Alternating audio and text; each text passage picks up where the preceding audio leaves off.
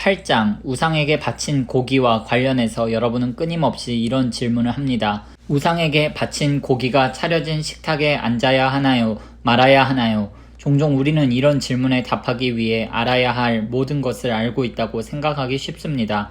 그러나 교만한 지성보다는 겸손한 마음이 우리에게 더 많은 도움이 됩니다. 하나님 한 분만이 모든 것을 아십니다. 이것을 인정할 때까지 우리는 제대로 알고 있다고 할 수 없습니다.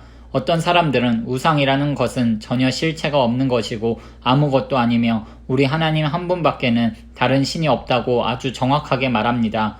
또한 그들은 아무리 많은 신들의 이름이 불려지고 숭배되어도 모두 터무니없는 이야기에 지나지 않는다고 말합니다. 아버지 하나님 한 분만이 계실 뿐이며 만물이 그분에게서 났고 그분은 우리가 그분을 위해 살아가기를 바라신다고 아주 정확하게 말합니다. 그리고 오직 한 분 주님, 메시아 예수만이 계시고 만물이 그분을 위해 존재하며 우리도 그분을 위해 존재한다고 말합니다. 옳은 말입니다. 엄밀하게 따지자면 우상에게 바친 고기에는 아무 일도 일어나지 않습니다. 그것은 여느 고기와 똑같습니다. 이것은 나도 알고 여러분도 아는 사실입니다. 그러나 아는 것이 전부가 아닙니다. 아는 것이 전부가 되어버리면 몇몇 사람은 다 아는 자로 자처하며 다른 사람을 아무것도 알지 못하는 자로 여기게 될 것입니다. 참된 알은 그렇게 무신경한 것이 아닙니다. 이와 관련해서 우리는 모든 사람의 이해 수준이 똑같지 않다는 것을 알아야 합니다.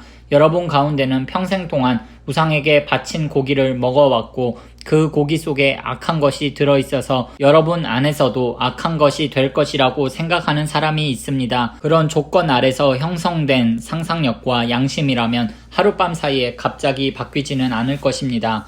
그러나 다행히도 하나님께서는 먹는 음식으로 우리의 등급을 매기지 않으십니다. 우리가 그릇을 깨끗이 비운다고 칭찬받는 것도 아니고 다 먹지 못한다고 질책받는 것도 아닙니다. 그러나 하나님께서는 여러분이 자신의 자유를 부주의하게 행사한 나머지 아직 과거의 틀과 생각에서 자유롭지 못한 동료 신자들을 길에서 벗어나게 할까봐 마음을 쓰십니다. 예를 들어 여러분이 우상 숭배를 위해 차려진 잔치, 곧 우상에게 바친 고기가 주요 요리인 잔치에 참석함으로써 여러분의 자유를 과시한다고 해봅시다. 만일 그 문제로 고민하던 어떤 사람이 평소에 여러분을 지적이고 성숙한 사람으로 여겼는데 그 잔치에 여러분이 참석하는 모습을 본다면 커다란 위험이 되지 않겠습니까? 그는 대단히 혼란스러워 할 것입니다. 어쩌면 그는 자기 양심이 하는 말이 틀렸다고 생각하며 불안해 할지도 모릅니다. 그리스도께서는 그 사람을 위해서도 자기 목숨을 내어주셨습니다. 그렇다면 여러분은 적어도 그 사람을 위해 그런 잔치에 가지 말아야 하지 않겠습니까?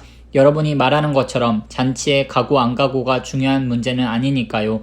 그러나 여러분이 잔치에 간 것이 여러분의 동료에게 심각한 상처를 주고 그를 영원히 망하게 한다면 그것은 큰 문제가 아닐 수 없습니다. 여러분의 동료에게 상처를 주는 것은 그리스도께 상처를 주는 것입니다. 여기저기서 거리낌 없이 행해지는 식사는 이 약한 사람들을 희생시켜도 될 만큼 가치 있는 것은 아닙니다. 우상 숭배로 더러워진 음식을 먹으러 가는 것이 여러분의 형제 자매 가운데 한 사람이라도 걸려 넘어지게 할 우려가 있다면 절대로 그 자리에 가지 마십시오.